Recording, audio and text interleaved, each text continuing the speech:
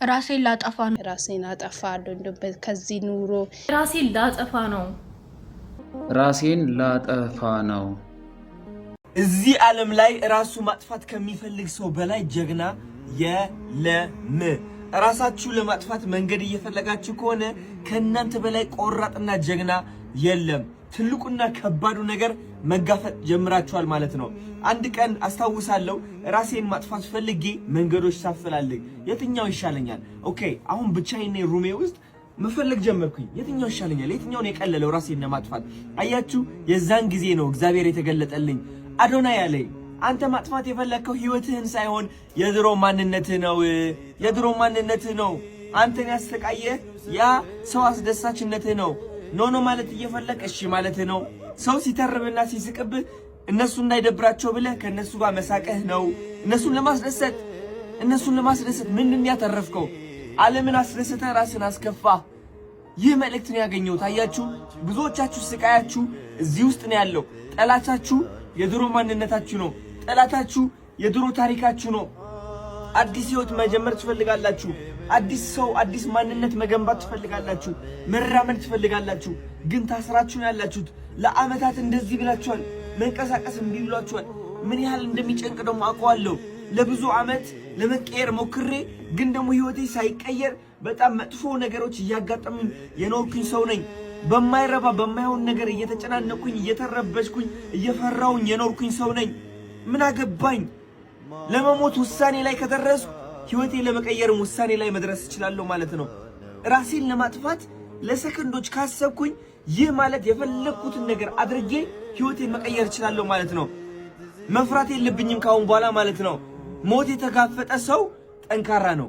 ሞት የተጋፈጠ ሰው ጀግና ነው። ልንገራችሁ፣ ራስን ለማጥፋት የሚፈልጉ ሰዎች ሞት ፈጣው ያዩት ሰዎች ናቸው። ልንገራችሁ፣ እነዚህ ሰዎች ደግሞ ህይወታቸው በቅጽበት መቀየር ይችላሉ። አያችሁ፣ ህይወታችሁ ማስተካከል ትችላላችሁ እናንተ።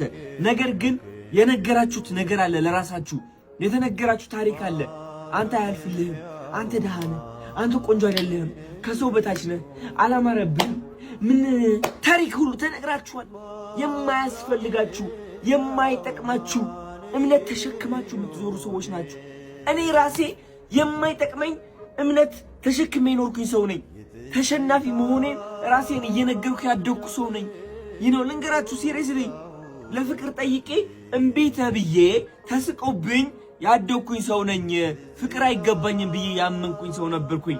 ማሸነፍ አይገባኝም ብዬ ያመንኩኝ ሰው ነበርኩኝ።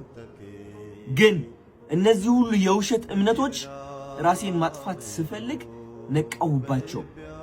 ለካስ አዶናይን አይደለም ማጥፋት የፈለኩት። ለካስ የድሮ ታሪኬን ነበር ማጥፋት የፈለኩት። ለካስ ያ ውድቀት ነበር ማጥፋት የፈለኩት። ለካስ ያ የድህነት ምርጫ የውድቀት ምርጫ፣ የበታችነት ምርጫ ነበር ማጥፋት የፈለኩት። አያችሁ፣ ህይወት ምርጫ ነች።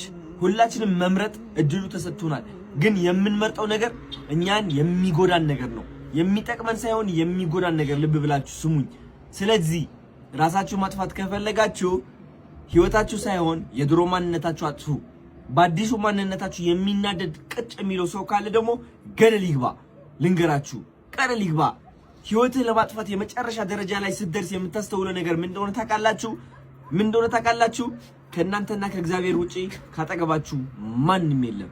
ቤተሰባችሁ፣ ጓደኞቻችሁ፣ እነዛ የምትፈሯቸው ሰዎች፣ ይሰድቡኛል ይተርቡኛል ብላችሁ የምትፈሯቸው ሰዎች የሉም፣ ይጠፋሉ። ቅጽበት ጥፍት። ማን ነው የሚቀረው? እናንተና እግዚአብሔር ናችሁ። ያ እግዚአብሔር አይረሳችሁም፣ አይተዋችሁም። ሰው ግን ምንም ቢወዳችሁ የመጨረሻ ቀናችሁ ላይ ከጎናችሁ አይሆንም። ያ ሰው ስለራሱ ለካስ እየኖረ ነው። ያ ሰውም ልክ እንደናንተ ተጨናንቆ ነው ያለው። ለምን አባታችሁ ነው ያ ሰውን የምትፈሩት? እግዚአብሔርን ፍሩ። ቢካዝ መጨረሻ ላይ ከናንተ ጋር የሚሆነው እግዚአብሔር ነው። እግዚአብሔር ይዛችሁ ደግሞ ብቸኝነት የሚባል ነገር የለም። እኔ እግዚአብሔር ከጎኔ ሳረገው ነው ብቸኝነትን መፍራት ያቆምኩት። እግዚአብሔር ከጎኔ ሳረገው ነው ቀጥ ብዬ ቆሜ አዶናይ ጀግና ነው ማለት የጀመርኩት። ማንም ሰው አዶናይ ጀግና ነው ከማለቱ በፊት ከእግዚአብሔር ጋር ሆኜ አዶናይ ጀግና ነው ብያለሁ። ልንገራችሁ፣ ሰው የእናንተ መስታወት ነው። ሰው እምነታችሁ ነው የሚያንጸባርቅላችሁ። ግን ደግሞ እምነታችሁ ከማንጸባረቁ በፊት ይፈትናችኋል። አንዳንዱ ያማችኋል፣ አንዳንዱ ይተርባችኋል፣ አንዳንዱ ይወቅሳችኋል፣ ያወዳድቃችኋል። ስህተት እንደሆናችሁ ይመክራችኋል።